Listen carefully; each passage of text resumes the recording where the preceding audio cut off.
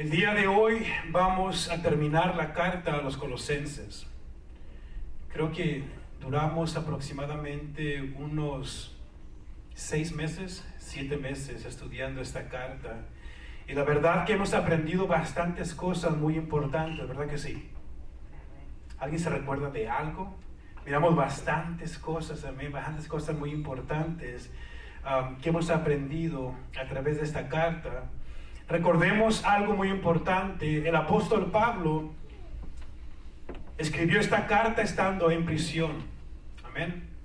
¿Y qué fue lo que motivó al apóstol Pablo para escribir esta carta a los colosenses? ¿Qué fue lo que lo movió a Pablo para escribir a estos hermanos?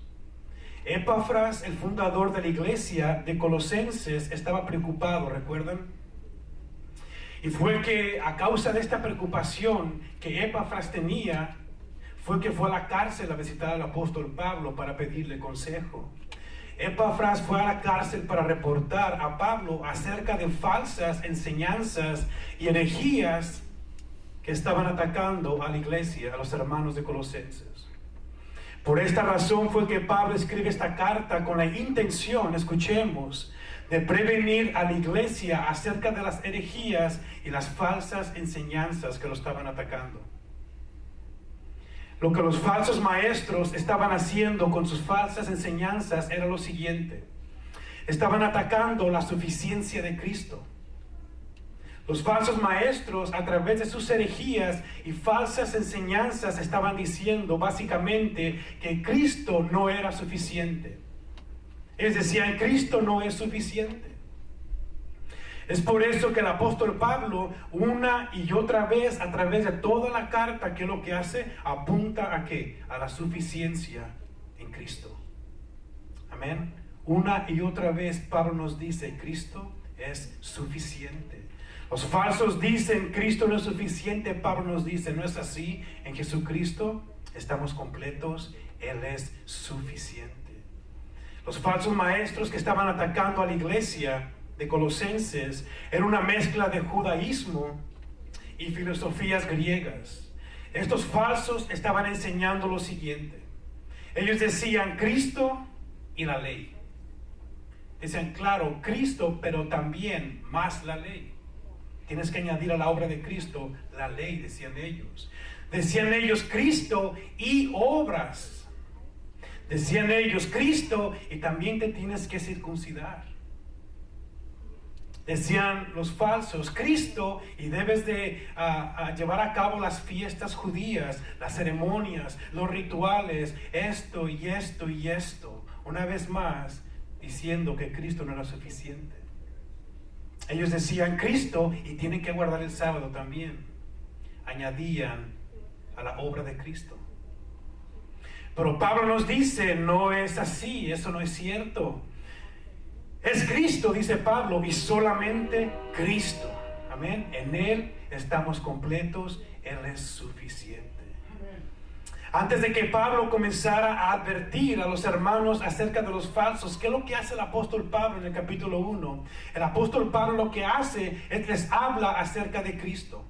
¿Y por qué es importante, o por qué fue importante para Pablo hablarles de Cristo antes de advertirles de los falsos? Porque el apóstol Pablo sabía que una vez que los hermanos entendieran y conocieran la obra de Cristo y quién es Cristo, sería más fácil para ellos, amén, identificar todo aquello que es falso. Entiendan primeramente quién es Cristo. Entendamos la obra de Cristo, lo que Cristo hizo. De esa manera van a tener más discernimiento y discernir todo aquello que es falso. En el capítulo 1, Pablo nos da una descripción acerca de la persona de Cristo y nos da una declaración acerca, amén, de la obra de Cristo. ¿Quién es Cristo y qué fue lo que hizo Jesucristo? En el capítulo 2, Pablo nos advierte acerca de las enseñanzas de los falsos. En el versículo 8, Pablo nos manda a estar alertas, a estar despiertos, a estar abusados, recuerdan. Dice, para no ser engañados por los falsos maestros. Pablo nos dice, tengan mucho cuidado, porque los falsos hablan muy bien. Los falsos tienen muy buena labia, saben cómo expresarse, son buenos oradores. ¿Saben qué palabras usar para engañar a las personas? Pablo nos dice, tengan mucho cuidado porque parece que están diciendo la verdad. Amén. Porque hablan muy bien. Y en el capítulo 2, Pablo nos manda a rechazar 4 cosas. Pablo nos manda a rechazar las filosofías humanas, el legalismo, el misticismo y el ascetismo. Pablo nos dice, estas cosas rechácenlas, no las acepten. Pablo, en el capítulo 3, nos habla de la conducta de todo aquel que ha muerto al pecado y ha resucitado juntamente con Cristo. ¿Recuerdan? ¿Cuál debe ser la conducta que caracteriza a aquel que está en Cristo? Todo aquel que está en Cristo, ¿qué es lo que hace? Hace morir en su vida lo terrenal, hace morir en su vida el pecado. Amén. Esta es una acción que lleva a cabo todo aquel que está en Cristo. Una batalla en contra del pecado. Nunca está conforme en cuanto al pecado. Aquel que está en Cristo tiene una actitud correcta con los hermanos de la iglesia. Pablo nos dice, tratamos bien a los hermanos, amén. Tenemos mansedumbre, somos pacientes, somos humildes, nos soportamos unos a otros, nos perdonamos, nos amamos. También esta persona que está en Cristo tiene una conducta correcta con su familia, con su esposa, su esposo, sus hijos. Básicamente en el capítulo 3 de Colosenses, Pablo nos dice que nuestra relación genuina con Jesucristo afecta positivamente todas las áreas de nuestra vida. Amén. En nuestro trabajo, una vez más, nuestra familia, donde quiera que estamos. Ahora nos encontramos en el capítulo 4 y de un pequeño repaso a causa de que el día de hoy vamos a terminar la carta. En el capítulo 4 del versículo 2 al versículo 6, ¿qué fue lo que miramos? Miramos 3 elementos muy importantes para ser eficaces en el evangelismo. El primer elemento es la oración, recuerdan. Para ser eficaces en el evangelismo tenemos que orar, tenemos que ser persistentes, constantes en la oración. Oremos para que Dios nos abra puertas para predicar su palabra y hacerlo como correctamente. El elemento número 2, Pablo nos dice que debemos conducirnos sabiamente con la gente de afuera. Que reflejemos la luz de Cristo, amén, a los no creyentes a través de nuestra conducta, nuestro testimonio. Y el elemento número 3 para ser eficaces en el evangelismo es, tenemos que tener mucho cuidado con la manera que hablamos, cómo nos expresamos. La gente nos está escuchando, amén. La gente nos está viendo. Muchas veces decimos, soy cristiano, voy a la iglesia, y la gente dice, ¿en serio? No parece, mira cómo te comportas. Te comportas peor que aquellos que no conocen a Cristo. O decimos, soy cristiano, conozco a Dios, y la gente dice, no parece porque mira cómo hablas. Majadero, hocicón, o qué sé yo. Y es la verdad. Pablo nos dice y nos menciona estos 3 elementos importantes para ser eficaces cuando nosotros evangelizamos. Oremos, tengamos muy buen testimonio con la gente que no cree en Cristo y tengamos cuidado cómo hablamos. Amén. Ahora vamos a mirar los últimos versículos del capítulo 4 de Colosenses, versículos 7 al 18. Y la mera verdad que es bastante información que creo que voy a tocar puntos lo más importantes en esta porción, amén. No vamos a mirar todo. Me gusta demasiado cómo es que el apóstol Pablo termina la carta a los colosenses. El apóstol Pablo, despidiéndose en la carta, ¿qué es lo que hace? Menciona a varias personas. Y creo que a muchos de nosotros, no solamente a mí, amén, nos pasa lo siguiente, que cuando vamos y abrimos la Biblia, con un ejemplo, vamos a Números capítulo 1 y empezamos a leer, y ¿qué es lo que miramos una y otra vez? Nombres y nombres bien raros que ni siquiera podemos pronunciar, y tal persona, el hijo de tal persona, y engendró a esta persona, y puros nombres. ¿Y qué decimos? Esto no es importante, ¿no? Y decimos, me brinco el capítulo, me voy a otro libro a leer algo más importante según nosotros. ¿A qué se nos pasa? Pero notemos algo, el hecho de que al final de la carta Pablo escribe a ciertos personajes es algo muy importante. Y tenemos que hacernos la siguiente pregunta. ¿Por qué fue importante para Pablo mencionar a estas personas? Una vez más, tenemos que hacernos la siguiente pregunta cuando leemos esta porción. ¿Por qué fue importante para Pablo mencionar a estos personajes? ¿Qué es lo que Dios quiere enseñarnos en esta porción a través de esto? Lo que vamos a mirar el día de hoy es que Pablo, algo muy importante, Pablo no llevó a cabo su ministerio solo. Amén. Pablo tenía un grupo de personas que siempre estaban con él apoyándolo. Es lo que vamos a mirar en esta porción. Pablo, tremendo hombre de Dios, hizo bastantes cosas, pero Pablo siempre necesitó la ayuda de alguien más. Siempre. Y siempre miramos a alguien al lado de Pablo. En Romanos capítulo 16, no vayan, pero ahí mismo en Romanos 16 miramos otra lista grande de personajes que Pablo menciona, personas que estuvieron con él en su ministerio. Vamos a mirar en este día la importancia de que nosotros, la iglesia, trabajemos en equipo. Amén. No que solamente esta parte trabaje, los demás estamos bien pasivos, sino que nosotros, la iglesia, todos, amén, trabajemos juntos en equipo. Es importante notar que no solo, o entender que no solo el pastor o el líder o los líderes, pero cada uno de nosotros estemos envueltos en la obra que Dios nos ha encomendado. Que podamos entender que cada uno de nosotros tenemos algo que podemos hacer. Tenemos algo que podemos aportar. No solamente el pastor, no solamente los líderes. Si Dios te ha llamado, si estás en este lugar, tienes algo que aportar. Tienes algo que hacer en esta obra, en el ministerio. El apóstol Pablo, por más capacitado que estaba, no era autosuficiente. Una vez más, siempre necesitó a alguien. Y vamos a mirar un ejemplo, la vida de Moisés. Vamos a ir todos a Números capítulo 11, versículo 11. ¿Qué fue lo que sucedió con Moisés? Números 11, 11.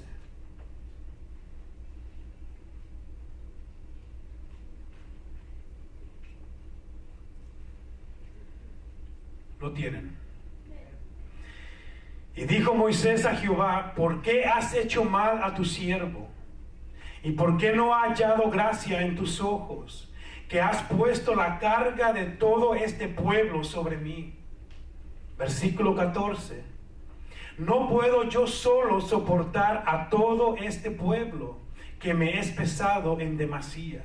Moisés decía: es demasiado para mí, yo no puedo hacerlo solo.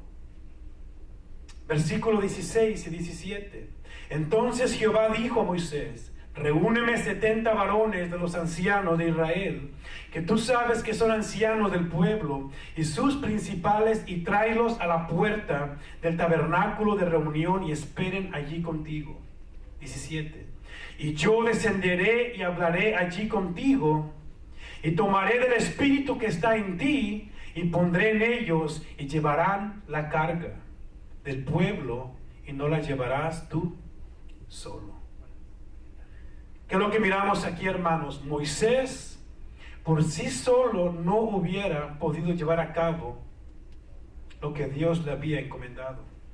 Era mucho para él. De hecho, en el versículo 15, Moisés estaba tan desesperado, era tanto para él que prefiere la muerte. Mejor mátame que hacerlo yo solo. Moisés no pudo haberlo hecho solo.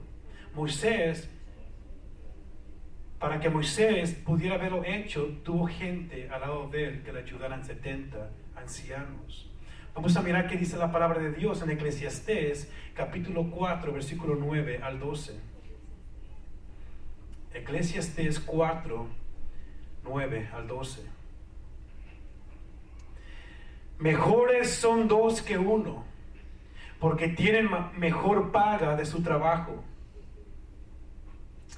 Porque si cayeren, el uno levantará a su compañero, pero ay del solo, que cuando cayere no habrá segundo que lo levante. También si dos durmieren juntos, se calentarán mutuamente. mas ¿cómo se calentará uno solo? Versículo 12. Y si alguno prevaleciere contra uno, dos le resistirán, y cordón de 3 dobleces no se rompe pronto. ¿Qué miramos aquí? Básicamente 2, 3, 4 son mejor que uno. Amén. Hacemos más en equipo que lo que podemos hacer solos. Y yo les digo algo, iglesia, hermanos, yo necesito de cada uno de ustedes. Yo lo necesito a ustedes. Y la verdad es que nosotros nos necesitamos unos a otros. No podemos llevar a cabo lo que Dios nos ha encomendado solos. Hacemos más en equipo que solos. Amén. De igual manera, notemos algo, el apóstol Pablo ocupó gente que le ayudara para llevar a cabo su misión. Nosotros de igual manera ocupamos gente al lado nuestro, trabajando juntamente con nosotros para llevar a cabo lo que Dios nos ha encomendado. Te digo algo, tú solo no vas a poder llevar a cabo las cosas. Pero es diferente si te reúnes, si formas parte del equipo, del trabajo. Juntos lo podemos llevar a cabo. Amén. Qué bendición tan grande sería que cuando decimos a la iglesia, que me parara aquí y yo si dijera lo siguiente, hermanos, Dios nos abrió puertas para hacer algo, para predicar su palabra, que yo viniera y dijera, hermanos, hay algo que hacer, ocupamos la ayuda. Qué bonito fuera que las personas, todos ustedes vinieran y dijeran, aquí estoy, pastor, cuente conmigo. Apúnteme en qué puedo ayudar, en qué soy útil. ¿A poco no sería bonito? Amén. Sería de mucha bendición, pero escuchemos, la realidad es otra. La realidad es otra. Algo muy triste que se mira en muchas iglesias. Escuchemos, algo muy triste que se mira en muchas iglesias es que el 15, el 20% de los miembros o de la gente que se congrega en esa iglesia son los únicos que llevan a cabo todo el trabajo. Una vez más, solamente el 15 o 20% de las personas en la iglesia son los que llevan a cabo toda la obra. Y es triste. El 80%, el resto, ¿qué es lo que hacen? Vienen a la iglesia, se sientan en la silla, escuchan el mensaje, se levantan, se despiden y no se envuelven en nada. No están activos. Aparecen cada día de servicio y parece que... En la realidad, 20-30% son los únicos que llevan toda la obra o los que están activos en la iglesia. Tristemente, 80% no se envuelven en nada. No se quieren comprometer. Y es triste. Imagínense si el 90% de su cuerpo estuviera paralizado. Si el 90% de su cuerpo estuviera paralizado, ¿cómo sería su vida? Hubiera bastantes cosas que no pudiéramos llevar a cabo. Jugar fútbol, ir a correr, cualquier cosa. Estuviéramos limitados en las actividades que pudiéramos llevar a cabo. Ahora, apliquemos esto mismo en la iglesia. Cuando el 80%, 90% de la gente en la iglesia están paralizados espiritualmente. Y el 10, 15, 20 son los únicos comprometidos, fieles. ¿Verdad que sí es triste? Yo doy gracias a Dios por el 20, 30, 40% de las personas activos en este lugar. Dios nos ha bendecido, amén, con estas personas comprometidas y fieles. Pero imaginémonos cuánto más podríamos hacer si el 80, el 90, el 100% estuviéramos activos. ¿Cuánto más podríamos hacer? Que aquellos que no quieren comprometerse, no quieren servir, se comprometan y sirvan. Recuerden, hay mucho que hacer. Hay mucho que hacer. Miren atrás. Hay bastante que hacer. Miren el resto de este espacio de atrás. Sí, hermano, vamos a comenzar, amén. Colosenses capítulo 4, versículos 7 y 8. Esta fue sencillamente una introducción acerca de lo que vamos a mirar en esta en este día. Colosenses 4, 7 y 8 dice de la siguiente manera: todo lo que a mí se refiere os lo hará saber Tíquico, amado hermano y fiel ministro y consiervo en el Señor. Versículo 8, el cual he enviado a ustedes para esto mismo, para que conozca lo que a ustedes se refiere y conforte sus corazones. Aquí tenemos el primer personaje de la lista, amén, y este es Tíquico. El significado de este nombre es afortunado. Tíquico significa afortunado, así que si alguno quiere nombrar a su hijo Tíquico, pienso que tiene buen significado, amén. Ahora, no se sabe mucho acerca de Tíquico. Solamente 5 veces se menciona en el Nuevo Testamento. No sabemos mucho acerca de él, pero notemos las palabras que Pablo usa para describir a Tíquico en el versículo 8. ¿Qué dice? Amado hermano, fiel ministro y consiervo en el Señor. Tíquico era amado por Pablo. Tíquico servía juntamente con Pablo. La palabra consiervo es la palabra griega doulos, lo cual significa que Tíquico juntamente con Pablo era un esclavo de Jesucristo. Y dice ahí el apóstol Pablo que Tíquico era fiel en todo lo que hacía. Tíquico era fiel ministro, fiel en todo lo que hacía. Ser fieles es una cualificación que deberíamos tener todos aquellos que servimos al Señor. Una vez más, ser fieles es una cualificación muy importante de todos aquellos que servimos al Señor. Notemos que en Efesios capítulo 6, versículo 21 y 22, lo pueden apuntar. Aquí miramos que Pablo envía a Tíquico a la iglesia de Éfeso. En 2 de Timoteo capítulo 4 versículo 12 Pablo dice: pero a Tíquico lo envié a Éfeso. Y en Tito capítulo 3 versículo 12 Pablo dice lo siguiente: cuando te envíe a Artemas o a Tíquico, procura venir a mí en Nicópolis, porque he decidido pasar allí el invierno. Pablo quería mirar a Tito y que le dice: ven a mirarme. Voy a mandar a Artemas o a Tíquico que tome tu lugar, que cuida la iglesia, porque yo quiero mirarte. ¿Qué es lo que miramos acerca de Tíquico? Que Tíquico era alguien en quien Pablo podía confiar. Tíquico era alguien en quien Pablo podía confiar. Y qué importante es eso. Amén. Tener personas, rodearnos de personas que podamos confiar. Amén. Que podamos decir: se ocupa esto o hay necesidad de esto. Y son personas confiables. Amén. Y no decir: el hermano quiere hacer algo, pero no sabemos si lo va a hacer o no. A lo mejor deja todo tirado. Mejor le digo que se espere un poquito. Yo sé que quiere hacer algo, quiere servir, pero como que no es muy confiable, muy inconstante, muy irresponsable. Notemos, Tíquico era una persona que Pablo podía confiar. Pablo sabía que Tíquico llevaría a cabo sus responsabilidades.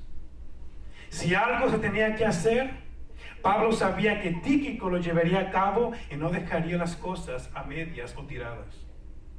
Imagínense decirle a alguien: ve y hazte cargo de la iglesia, que yo quiero mirar a Tito. Es algo grande, hermanos. No es cualquier cosa. Pablo confiaba en Tíquico. Qué bendición tan grande, una vez más, tener personas como Tíquico sirviendo juntamente con nosotros en esta iglesia, en el ministerio. Gente fiel. Personas comprometidas. Personas responsables.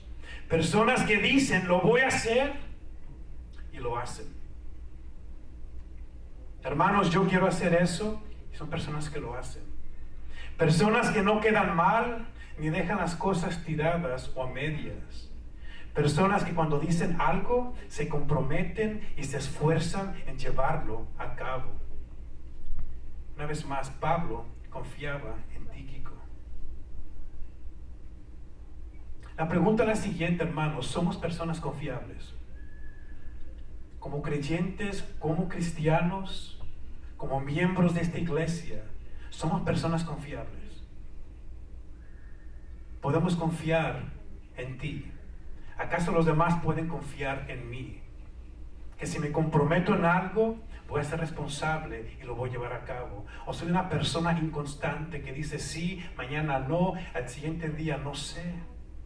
Soy una persona caracterizada que empiezo algo y dejo todo tirado. Y lo vuelvo a empezar y otra vez lo dejo tirado. Estoy empezando y otra vez empezando y dejo las cosas siempre a medias. ¿O somos como Tíquico? ¿Somos ministros fieles o somos cristianos infieles, irresponsables?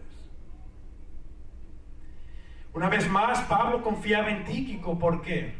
Porque Tíquico era leal, él era firme, él era confiable, era responsable. Tíquico era un fiel ministro. Oremos para que Dios levante ministros fieles en esta iglesia. Oremos para que Dios levante a Tíquicos. Amén. Se necesitan siervos fieles, cristianos fieles, ministros fieles.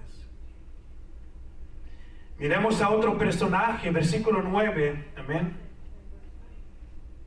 Dice así: y con él, o sea, con Tíquico, Onésimo, amado y fiel hermano que es uno de vosotros. Todo lo que acá pasa os lo harán saber. Aquí tenemos a Onésimo. Onésimo y Tíquico fueron enviados por el apóstol Pablo para confortar, para animar, para motivar a la iglesia de Colosenses, a los hermanos. Pero ¿quién fue Onésimo? Onésimo fue un esclavo que huyó de su amo. Amén.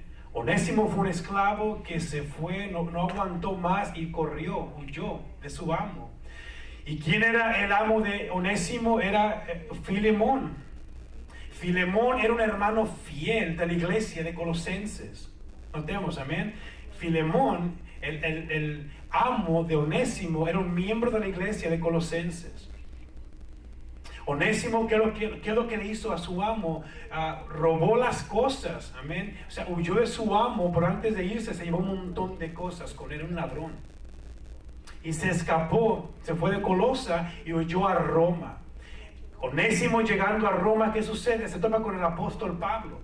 Allá se encontró el apóstol Pablo y fue que a través del apóstol Pablo, Onésimo vino a conocer a Cristo. No fue casualidad, amén. Dios estaba moviendo las cosas. Permitió que se topara con Pablo y Pablo le predica la palabra y él viene a conocer a Cristo. Ahora Onésimo va de vuelta a Colosa. Entendamos qué está pasando. Huyó de Colosa de su amo Filemón, que era miembro de la iglesia. Ahora va de vuelta a Colosa y ahí se va a topar ¿a quién? A su amo, Filemón. Y en ese tiempo no era algo fácil, como trataban a las personas que hacían esto, a muchos les daban muerte. Y Pablo decía, espero que Filemón reciba bien a Onésimo. Es por eso que el apóstol Pablo escribe la carta ¿a quién? A Filemón. Amén, un capítulo, escribe a Filemón pidiéndole que cuando llegara Onésimo ahí a Colosa, lo tratara como bien, que lo recibiera bien. Miremos qué fue lo que le dice Pablo a Filemón acerca de Onésimo. Vamos a ir a Filemón capítulo 1, versículo 8 al 12.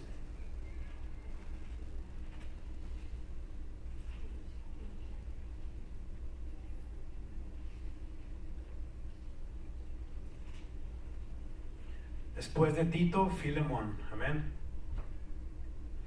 Filemón capítulo 1, versículo 8 al 12 dice así: por lo cual, aunque tengo mucha libertad en Cristo para mandarte lo que conviene, más bien te ruego, dice, por amor, siendo como soy Pablo, ya anciano, y ahora además prisionero de Jesucristo.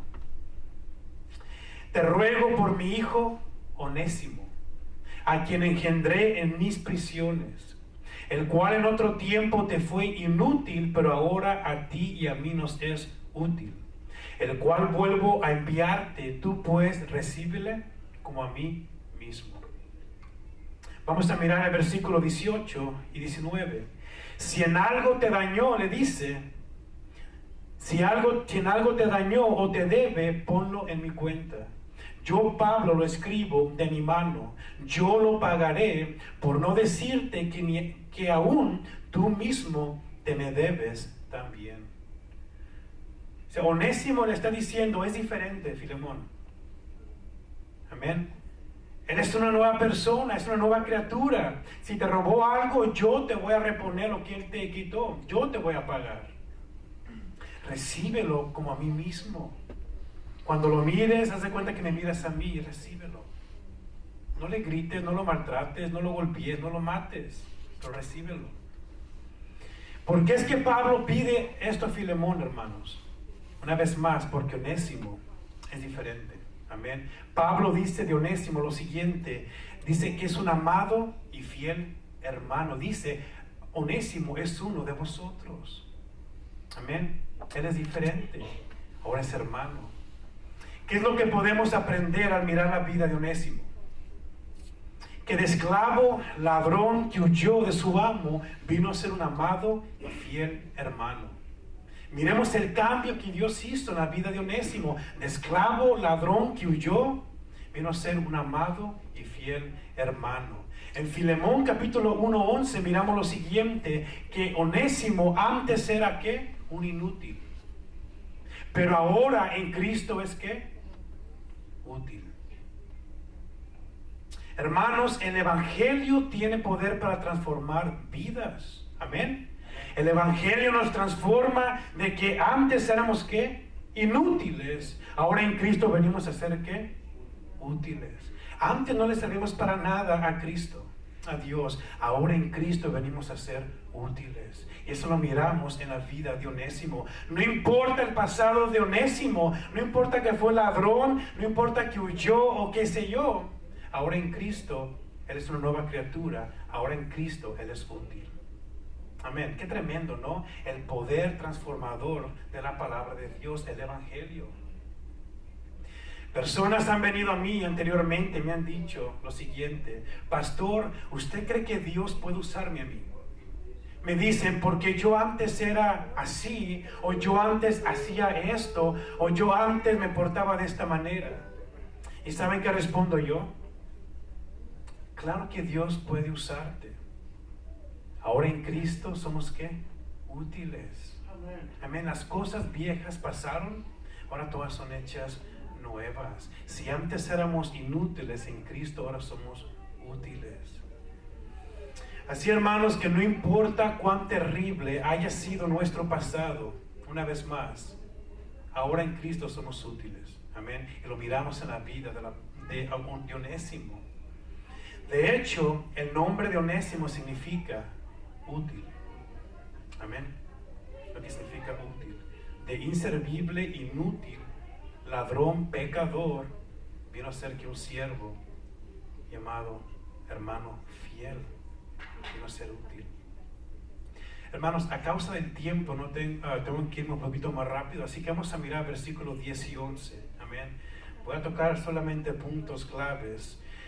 Versículo 10 y 11 dice de la siguiente manera: Aristarco, mi compañero de prisiones, os saluda, y Marcos, el sobrino de Bernabé, acerca del cual habéis recibido mandamientos. Si fuere a vosotros, dice, recibidle. Versículo 11: y Jesús, llamado Justo, que son los únicos de la circuncisión que me ayudan en el reino de Dios y han sido para mí un consuelo. Aquí tenemos a Aristarco, tenemos a Marcos y tenemos a Jesús, llamado el Justo. Aristarco era alguien que estaba dispuesto a sufrir juntamente con el apóstol Pablo. Y esto lo miramos en Hechos capítulo 19, Hechos 27 y en otras partes. Aristarco dice aquí que era un compañero de prisiones de Pablo. Se cree que Aristarco voluntariamente decidió estar en la cárcel para acompañar al apóstol Pablo, para consolarlo. Se cree que no hizo algo, amén, que no hubo una razón por la cual lo llevaron ahí. Él voluntariamente dijo: yo quiero estar en este lugar para consolar a Pablo. Dejó su libertad y dijo: yo quiero estar ahí.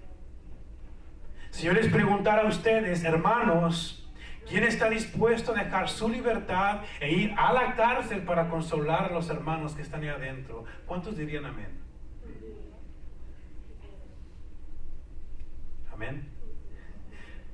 ¿Quién dice amén? ¿Quién está dispuesto a dejar todo y decidir estar en la cárcel para consolar a aquellos que están adentro? Ahora, Aristarco, él diría amén. Este era Aristarco. Estaba dispuesto a sufrir juntamente con el apóstol Pablo, consolarlo. En los tiempos más difíciles de Pablo, Aristarco, Marcos y Jesús llamado el Justo estaban ahí para consolar a Pablo. Ahora, qué bendición tan grande que cuando estemos pasando tiempos terribles, amén, a causa de Cristo, del ministerio, estemos rodeados de personas que estén con nosotros para consolarnos, motivarnos, alentarnos. ¿Verdad que sí? Qué importante de rodearnos con personas así. Vamos a mirar versículos 12 y 13. Os saluda Epafras, el cual es uno de vosotros, siervo de Cristo, siempre rogando encarecidamente por vosotros en sus oraciones, para que estén firmes, perfectos y completos en todo lo que Dios quiere. Versículo 13, porque de él doy testimonio de que tiene gran solicitud por vosotros y por los que están en Laodicea y los que están en Hierápolis. Aquí tenemos a Epafras. Todos sabemos, Epafras fue el fundador de la iglesia de Colosenses. Epafras era un hombre de oración, oraba, dice, encarecidamente, constantemente rogando a Dios a favor de quién, de los hermanos. ¿Cuánto necesitamos a hermanos así como Epafras?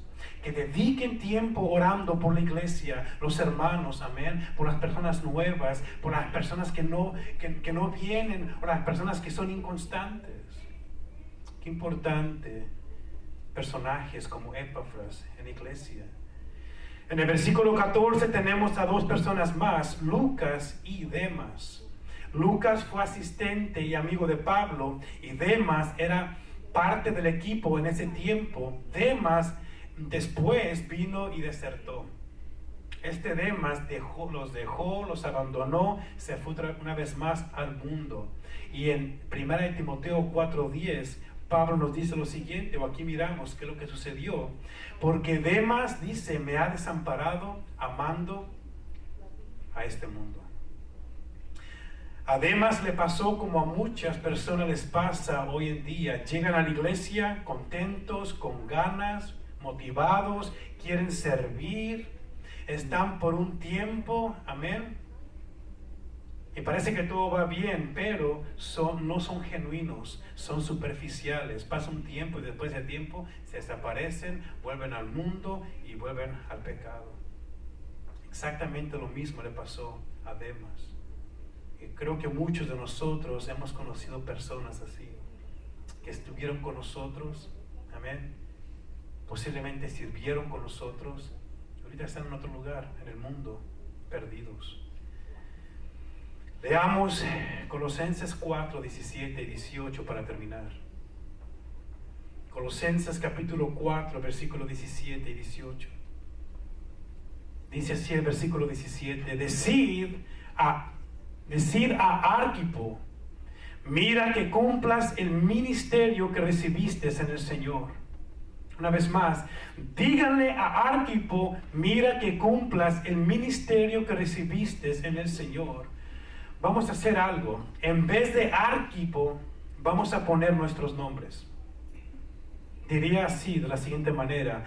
Díganle a Otoniel, Fabián, díganle a Guillermo, Uriel, díganle a Marco, Mari, José, Daniel, Damaris, Milka, Luis, y el resto de los que estamos aquí. Díganle a esa persona, miren que cumplen el ministerio que recibieron en el Señor.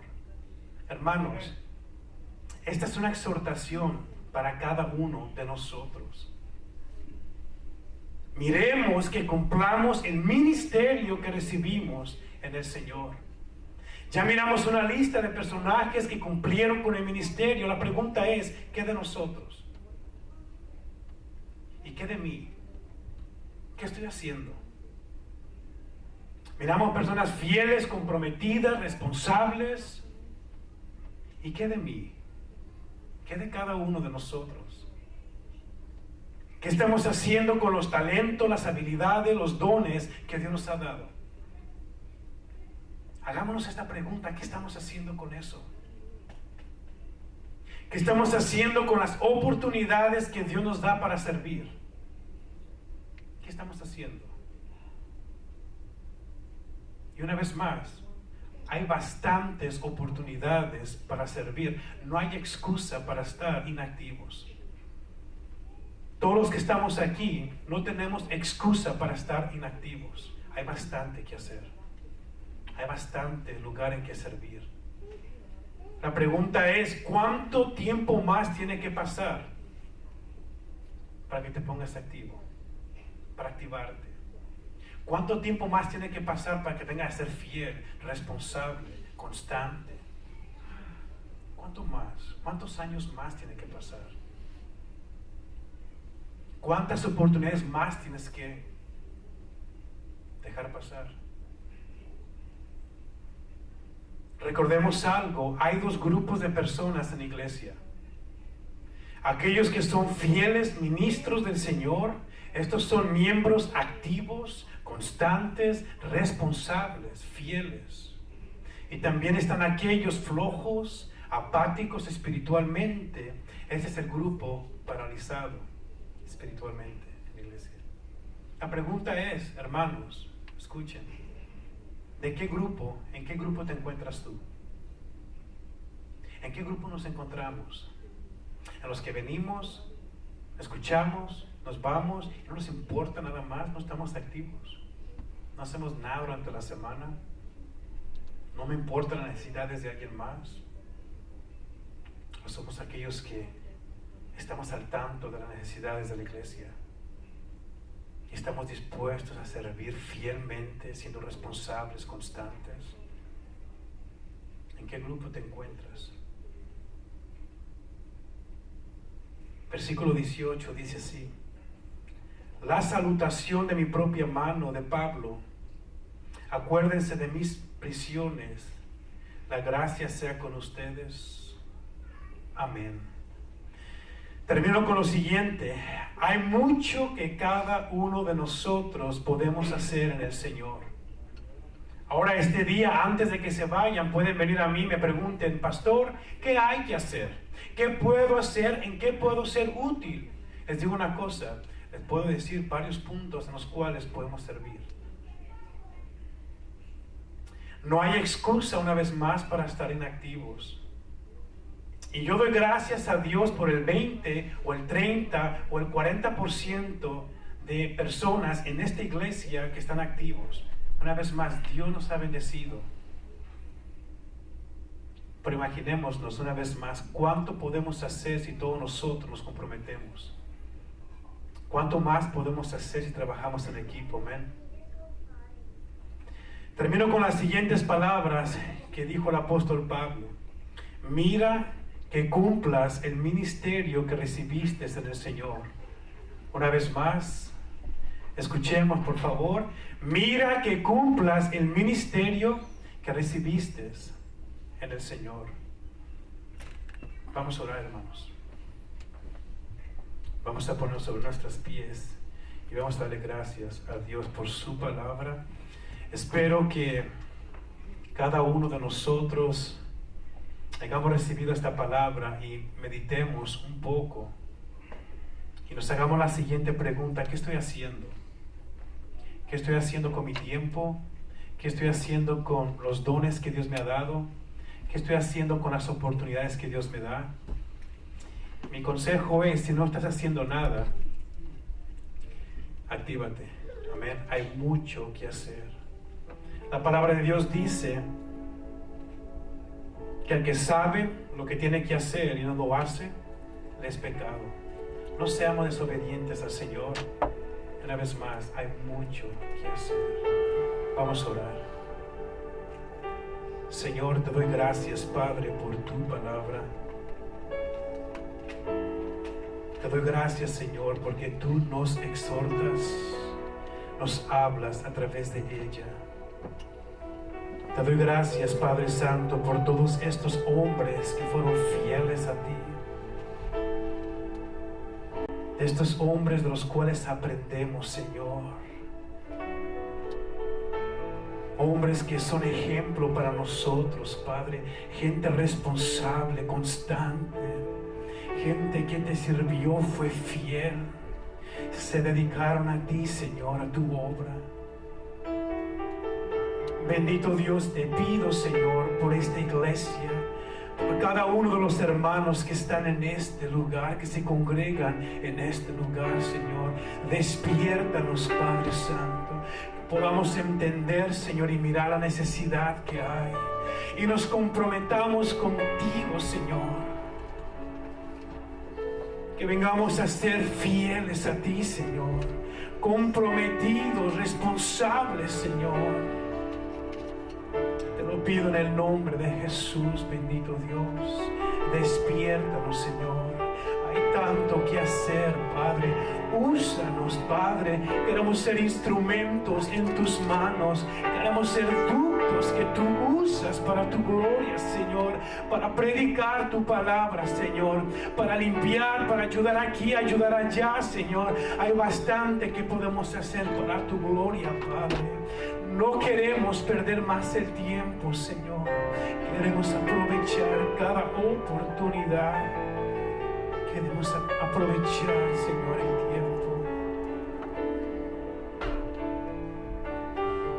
Te pido, Padre Santo, que levantes a personas fieles y comprometidas al ministerio. Que el 80, que el 90% de aquellos que están paralizados recobren vida, Padre Santo. Vengan a ser sensibles, Señor, y se envuelvan juntamente con el resto para llevar a cabo la obra que tú nos has encomendado a nosotros, tu iglesia. Llevar, predicar el evangelio a toda criatura, ministrar, Señor, bendecir, compartir, dar. Sácanos, Padre, de todo confortamiento. Sácanos, Señor, te lo pido en el nombre de Jesús. Te doy gracias por este lugar.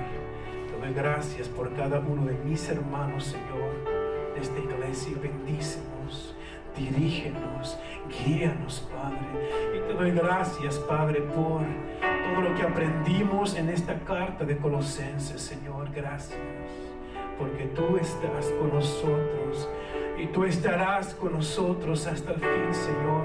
Tú lo has prometido, bendito Dios. En ti confiamos, en ti esperamos, de ti dependemos, Señor. Gracias, Padre, porque tú eres bueno.